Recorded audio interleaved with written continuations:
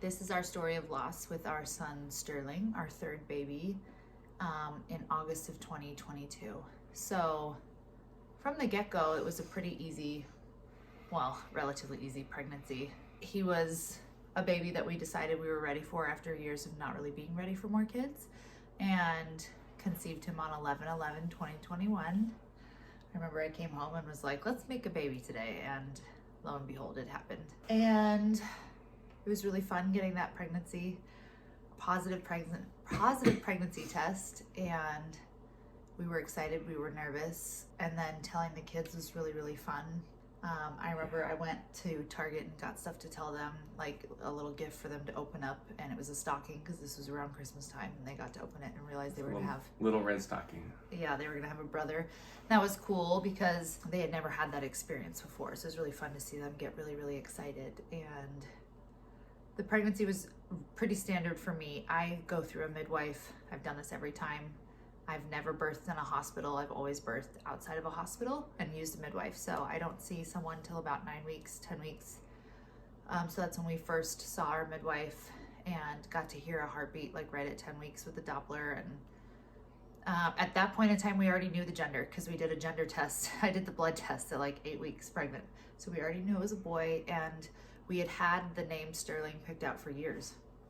We had known, we liked that name for a long, long time. So it was pretty perfect when we found out it was a boy, as it went right with our other two and was the name that we had picked out. So pregnancy, normal first trimester, nausea, tired, all of that. Second trimester, weight gain, energy, productivity, all of that was normal. And I remember at 32 weeks, we traveled to Colorado to see family, and I told him that I thought like maybe I was leaking some amniotic fluid or something because I had some like extra moistness, let's just say. And I texted my midwife about it, and she was like, maybe things are just getting ready for labor. Maybe things are just loosening up down there. Like if you're very concerned about it, you could go to a hospital and see someone, but I would think like your body's prepping for labor. And at the same time, I also remember telling him that I was having burning after I would go to the bathroom, which I've never had a UTI in my life ever. So I didn't think it sounded like a UTI because UTI is typically burning while you're going to the bathroom, and mine was after. But again, told my midwife, she was like, hey, stock up on cranberry in case it's a UTI, but like didn't think anything else of it. And so those are two things I remember noticing while we were in Colorado. But other than that, everything else seemed totally normal. And we thought maybe I was prepping for like early labor. I remember at 35 weeks, I was having contractions. Yeah. And we were like, maybe this baby's coming early. We thought this was happening like early July. Yeah, like even at like 32 weeks, because I was already having so many contractions, but that's called baby number 3, I think. I just had lots of early like contractions for my body to warm up, but he did not come until August 4th of 2022. He was like 3 days before his due date. Yeah. I think his due date was the 7th. The 7th or the 8th. Yeah. Yeah, and my water broke. My water's broken every single time with all of mine, and it broke this time while I was in the bathtub at 1 o'clock in the afternoon, and I felt it and I saw it like come out into the bath, right? It's hard to describe. It's not like it's cloudy, but you can still kind of see it's coming out. So I had that sensation, and we expected the contractions to kick in faster than they did, but they really didn't, because I think there was such a big gap between him and my second. There were 7 years in between. So my body kind of went back to like number 1. So contractions took a while. They were there, but not bad. And they weren't like very frequent, I would say. Yeah, it was like your body knew that it needed to kick in at nighttime. And so during the afternoon, it just, we were resting, we were hanging out. Yes, we made a great dinner, great steak dinner. Hung out in the pool with the kids because my midwife said that was totally fine. So we hung out in the pool and then went to bed. I was like, I'm tired. We went to bed at like 8:30, and I would sleep in between contractions. And then at like 11:30, they were too bad. I couldn't lay down anymore during them. And so I got up and I was laboring in the bathroom in the shower for a while. And then you called the midwife at like 1 o'clock. Like 12:30, but yeah. 12:30, 1 o'clock, he called the midwife, and she came over, and at that point in time, I went out and labored in the hot tub for a while. I was out laboring in the hot tub until a huge thunderstorm rolled in, and I decided to get out before I got drenched in rain. And I was like, literally, as soon as I got out of the hot tub, it was almost like the gravity hit, and all of a sudden the contractions got way worse, way more intense. And I was standing outside under the covering, just like watching the rain pour. And then we moved inside, and we were inside for a bit, and then I finally got in the tub. That was like 4 o'clock, the thunderstorm rolled in. I probably went inside and was laboring inside till 5, got in the tub at like 5:30. Yeah. And he was born just before 7. He was born at like 6:57. 6:57, yeah. Yeah, 6:57. So after I got into the hot tub, pretty soon after that is when I felt like I wanted to push and stuff. So pushed him out. It was crazy pushing. It was like these contractions were unlike any I had ever had before. They were like ripping through my whole body. I felt like I was hardly holding on for dear life. They were just like roaring through me. I was very loud. Poor Peter. Very vocal. Poor you. Don't worry about me. And finally pushed him out, and he immediately lifted his head, looked with his eyes. He's like looking at us. He starts crying. He has this big, beautiful mouth, very strong. Like literally, we have it on video. He's like lifting his head, looking at us, very strong, big, healthy boy, blue eyes, crying, looking at us. And it was just so beautiful. And immediately after I had him and he was on my chest crying, my daughter came in, Scarlett came in, and was like, oh my gosh, she had just woken up. So that was really cool to see and to experience since we were at home. And then we got into bed. Like I literally climbed into bed, had him on my chest for an hour, and then we finally cut the cord after an hour. And then, like, you know, the midwife looked him over and she thought everything looked fine. All of his vital signs looked fine. He looked just like my other newborns, big, chunky, healthy, making lots of noise, letting us know he was there. He sounded great. He looked great. And the only thing was he didn't nurse. And I remember saying, like I keep trying to feed him. Like I kept trying to nurse him and he wasn't nursing. And my midwife was like, well, he's a big baby. He's probably not hungry yet, which is true. With my other two, they were very big and only nursed like a couple of times the first day. Not very much at all. They were tired from labor. They were not hungry. And so I kind of like let that go because I trusted her, trusted what she said. And we just sat in bed, like chilling with him while she was doing paperwork. And like, there was one other midwife there too that was like cleaning everything up while she was like attending to me and the baby. And then that person left, and then our midwife was there doing paperwork and like everything for about 4 hours afterwards. And she was there till almost noon. So like 11:30, noonish, something like that. Before she left, we did have video of me holding him on my chest, and he sounds like he's cooing.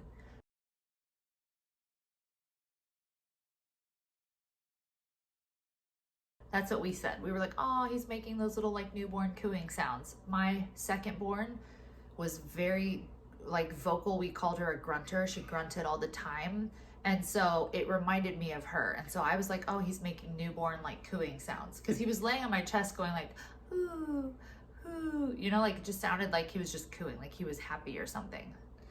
Scarlett, when she was born, it sounded like something was in her throat too. Like, and so with Sterling, some of those noises sound, at least, again, 7 years apart, but it sounded, I thought it sounded somewhat similar to what Scarlett sounded like. He still hadn't nursed at that point, but he was going back and forth between sleeping and then kind of waking up and crying, and then sleeping, kind of waking up and crying, but sleeping a lot. So we thought he was tired. And he never cried really hard. No, as soon as you would pick him up or like soothe him or move him, he would just calm right back down. So it seemed very newborn-like as far as what we had experienced before. Yeah. And we had both been sick a few days before he was born. Yeah. So a couple weeks before, we were super sick, like super sick with the flu, and I was still super tired, like recovering. So we're both recovering and we're both super tired, and then we had been up all night, and so we're still tired. So that afternoon was pretty chill. We chilled with him, we napped, we all took naps except the other kids who did not nap.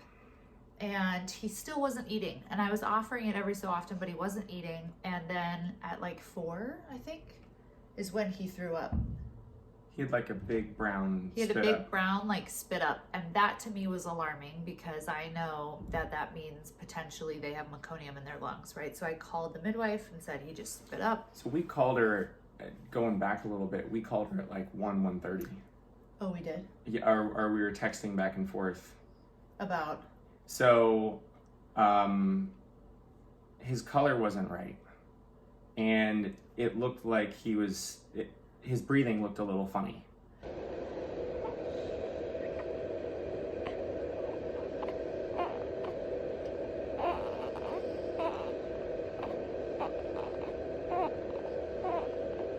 Right. Okay, I do remember this now. It's hard to keep it all straight. But his breathing, we called her because newborns, first of all, breathe very weird. If you've ever had a newborn, it's like very rapid, very like freaky looking. And so it looked like that, but it also kind of looked like too much, if you can say that, like too much rapid breathing, like almost like too concave in his stomach. But we called her and she just kind of said, well, like, what do you think?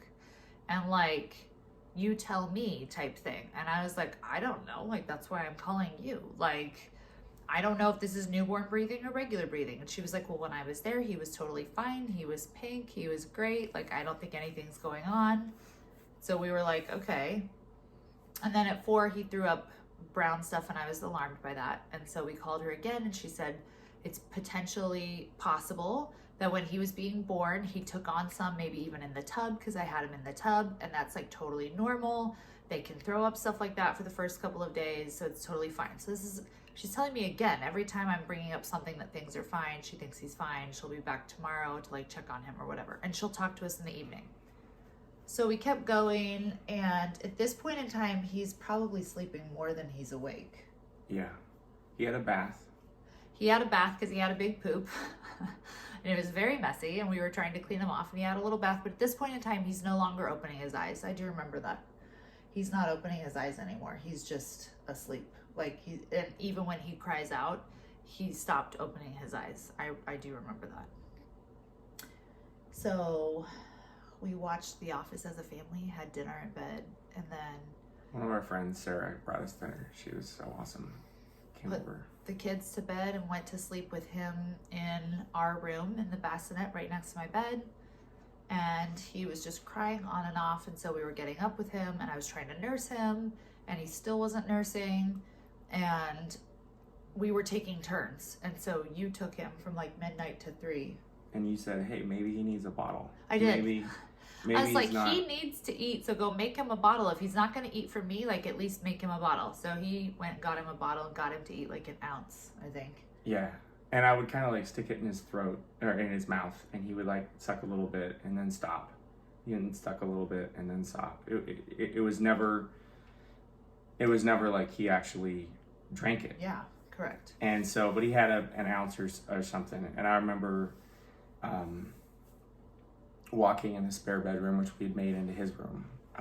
We walked around together and I was holding him, and I sang to him a little bit, right? There was a cozy blanket on the ground, and so we'd snuggle up on the ground, or I'd rocked him in the chair, in the rocking chair, and just like just spent those 2 or 3 hours together. And then like at 3 I came in and got you. Yeah. And I was like, hey, he'll drift off, and then he woke up, and then he drifted off and he woke up, and maybe maybe he needs to nurse on you. And I tried to nurse him again and he didn't nurse. And then I got him to go down in between us in his little Moses bed that we had. And so he was in his little Moses bed in between us. And I remember I was like drifting off to sleep and I heard him cooing again. And he was like, hoo, hoo, hoo. And I was like, Peter, he sounds like a little bird, like he's cooing. I remember saying that to Peter before like we all fell asleep.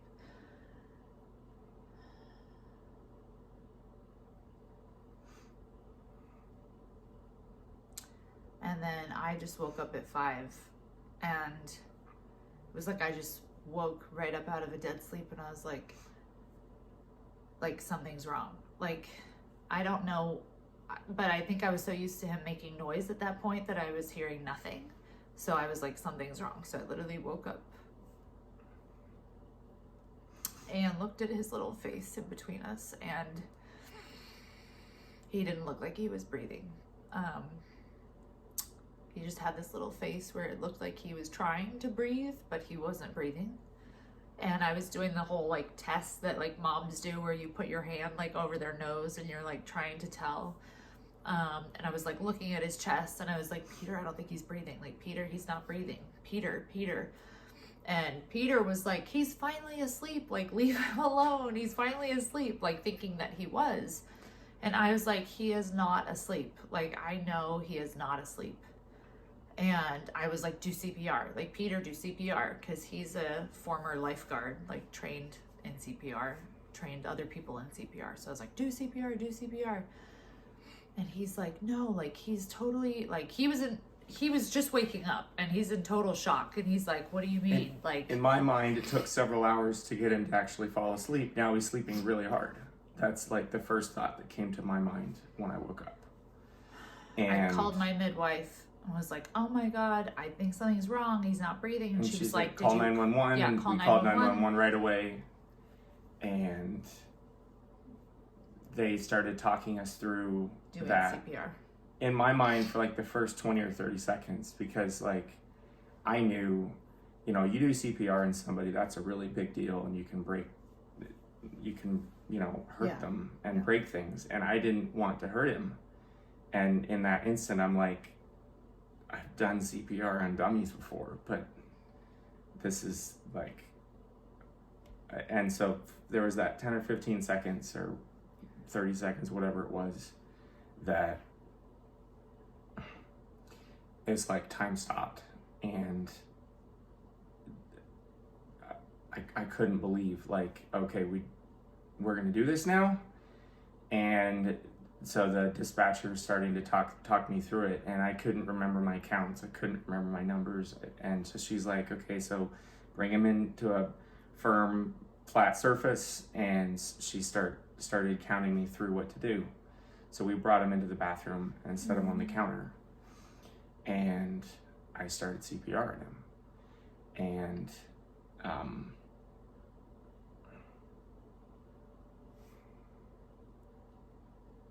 still remember his little mouth on mine, and I still remember, like, I can feel that. And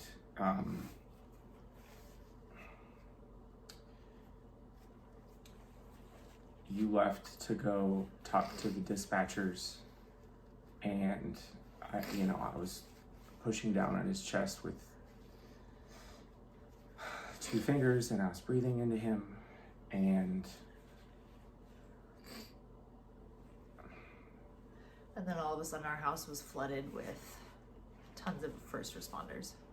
A couple police officers walked into the bathroom, and one of them, I think Officer Strand was his name, started joining me, and I didn't want to leave. And so he started the compressions, and I was doing breaths, and I started talking to Sterling, because you can't breathe every time. And so it's a puff of air, and then the compressions and a puff of air. So in between, I started talking, and I was like, baby Sterling, wake up. Like, wake up, Daddy's here. Daddy wants you to wake up. And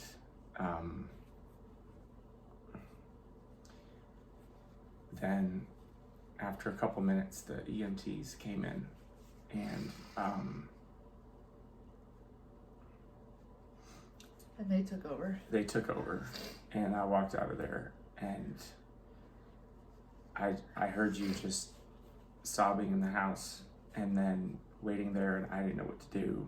And I wanted to stay and watch, but they wouldn't let me, and so we had to. So we were waiting in like the front living room, and I just remember I looked at one of the first responders who was in front of me, a woman who was talking through like we're gonna take you guys to the hospital, like who can be here with your kids, all of that. And I just looked at her in the face and said, do you have children? And she looked back at me with so much compassion and she said, yes, I have two. And I was like, so you understand this? Like, I don't know, I was just looking for someone who was a mom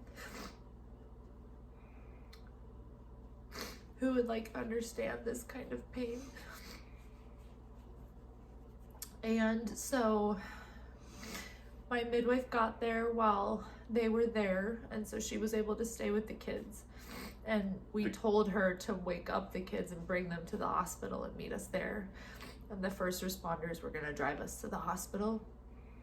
And I do remember before we left, a detective sat down and introduced himself and said, I'm a detective and I'm gonna need to talk to you and your husband and take a statement, because anytime there's a call for a child that's no longer living, they obviously have to investigate that. And so you are automatically considered suspects. So there was that whole thing. When they were still working on him in the bathroom, I didn't know what to do. And they said, you know, one of the officers told me, like, go find your wife, go be with her. And so we were holding hands sitting there in the couch. And I fell to my knees and I lifted my arms and I just said, dear Jesus, save our boy, save baby Sterling. And I said that over and over and over again. Mm-hmm. A few minutes later, they walked out of the bathroom with the stretcher, and I looked at the monitor and I didn't see the normal heartbeat, and I knew that was a bad thing. And he left in the ambulance to go to Phoenix Children's, and one of the officers drove us there. And we couldn't sit together. He had to sit in the back and I was in the front, and there's like the bars separating you. And I just remember saying, like, Peter, what are we gonna do? Like, what are we gonna do? And you were like, I don't know. And that drive seemed to take forever. Totally. We got there and then we're having to walk and go find him. And then when we walked in, I literally had just had him not even 24 hours ago. So I'm not even supposed to be walking. And here I've been walking all morning. I've been on my feet all morning. I'm in pain, not feeling very good. And we walk into the room and they're working on him. And that was incredibly hard to see because they were like wailing on him, like really working hard on him. And it felt like we walked in and like 2 minutes later they called time of death, but I know it was longer. It just felt like 2 minutes. They said they worked on him for an hour and didn't ever get a pulse or breathing or anything. And when they called time of death, we both were like, no. But in my heart, like, I just knew. Like, it was almost like I knew even when I woke up and he was gone. Like, there was a part of me that just knew and was like, this is it. Like, this is how this is going. And like, we just have to accept it. But all I could say was like, I want him back. I want him back. I want him back. And I just kept saying that. And then they brought the kids to the hospital. My midwife brought the kids to the hospital. They were in a different room, and the hospital's actually amazing. They have a whole, I don't know what you call it, part of the hospital, like a grief care team. Yeah, like a grief care team that like preps you to tell your children what to say and how to walk them through it. And we walked into the room where the kids were, and Scarlett just looked at me and said, he's dead, isn't he? And I said, yes. And she immediately started to cry and then went back to her playing. And she's like, but why did he have to die? And we were like, I don't know. But the doctors did everything that they could, and he's not here anymore.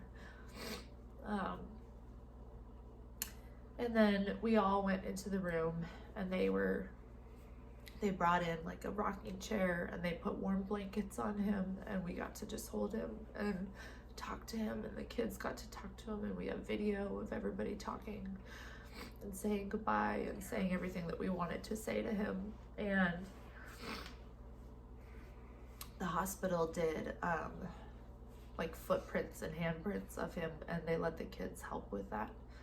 So the kids helped with that. They gave all of us like necklaces. They let the kids take a stone home that like matched with a stone with him. They gave them a book. So like they really did send them home with stuff that was really cool to see them make that much effort.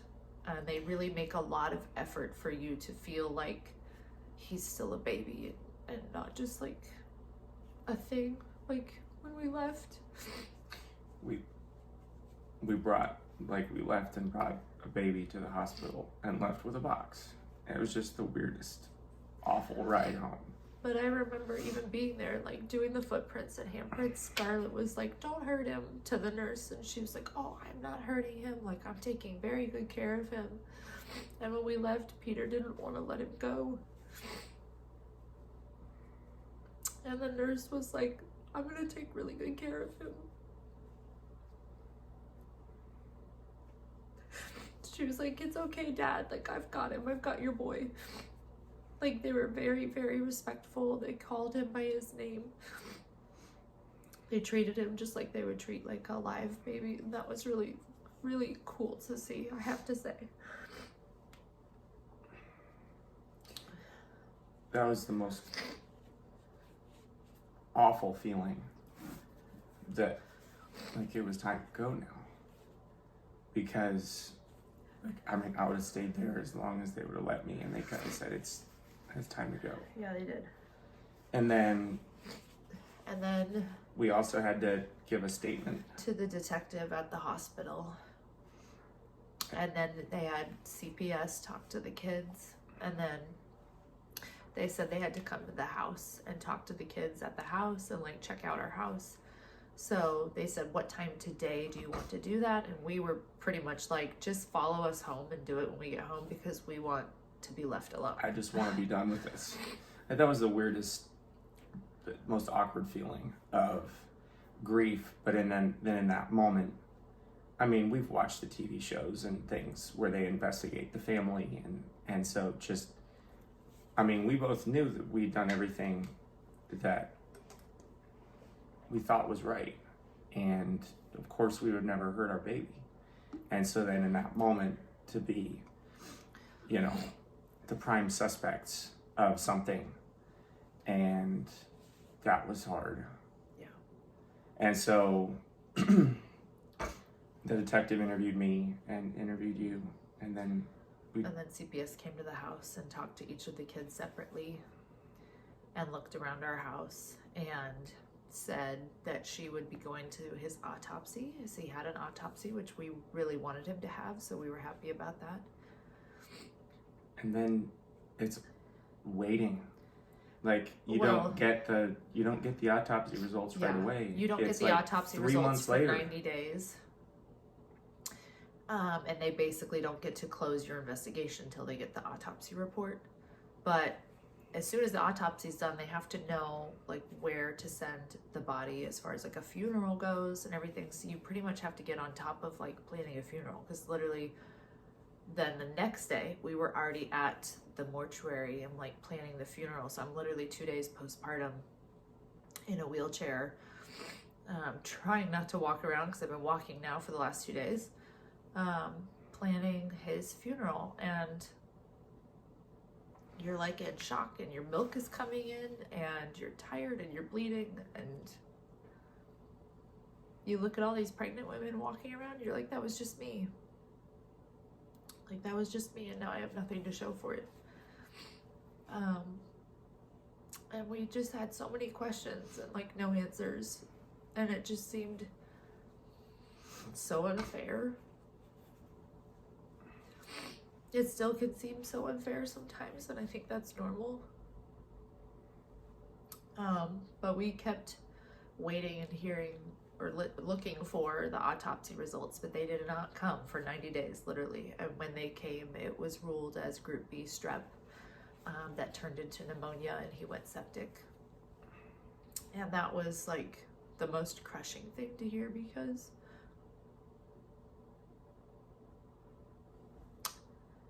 I know he obviously got it from me during labor, and you feel like your one job as a mom is to protect your kids, and you feel like you failed in that department. And you have so many, like, if only we would have, and why didn't I, and I wish we would have come up, especially in like all the red flags that we had, because we had so many red flags and we did see them. And now I know that all the red flags that we saw are actual symptoms of group B strep. We didn't know it at the time. I didn't really know anything about group B strep.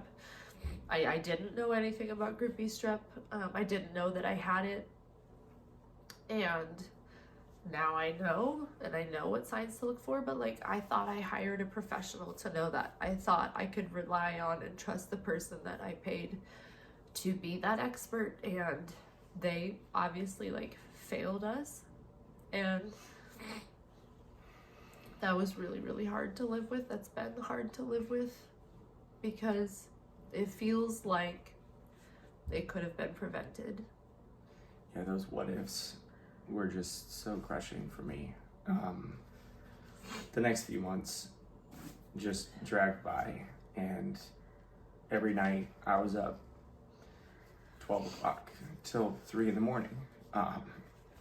Those 3 hours that I had with him, and listened to his playlist that you had made on Spotify. I listened to that every night and kept just going over the what ifs and I should haves, and if only we had done those. And oh, that's a dark path. That's hard. We obviously were cleared from the investigation when that came back through, and we did attempt to take legal action towards our midwife. There's not really much you can do, which is also incredibly maddening. We didn't want her to keep practicing because out of the 5 symptoms of group B strep, he exhibited 4 of them. Mm-hmm. And that we had text messages to her, and also on the phone calls, where we specifically asked about what about this, and what about this, and what about this. Yeah. And obviously we weren't looking for a financial payday. No. We were just looking, because again, we felt that was negligence on her part, that she had dropped the ball, that we had called it out and she didn't see, and she totally missed it. But ultimately, there's really nothing you can do in that case. Yeah. And I think since that time, I've done more research on group B strep, and specifically found like Facebook groups around loss for families that have gone through group B strep, and it's been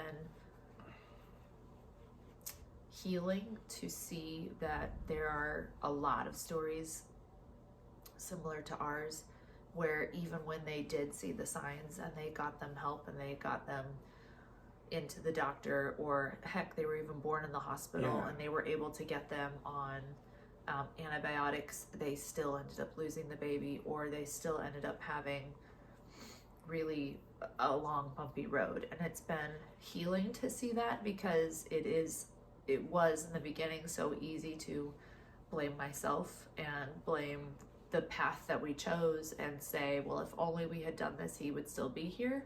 But now I've seen enough stories to know that that's not necessarily the case. And so that's been very healing to see. So there are other people out there, like, you're not the only one, and it's not your fault. And stuff like this happens, and it's really horrific.